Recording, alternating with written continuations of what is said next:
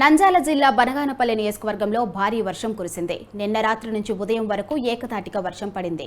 కోవెలకుంట, సంజామల మండలాల్లో అధిక వర్షపాతం నమోదైంది.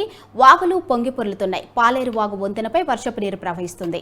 అయితే వంతెనపై 4 అడుగుల నీరు ప్రవహిస్తూ ఉండటంతో ఆర్టీసీ బస్సు వరద నీటిలో చిక్కుకుంది.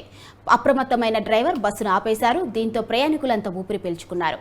అప్రమత్తమైన అధికారులు ఆ ప్రాంతంలో రాకపోకలను నిలిపివేశారు.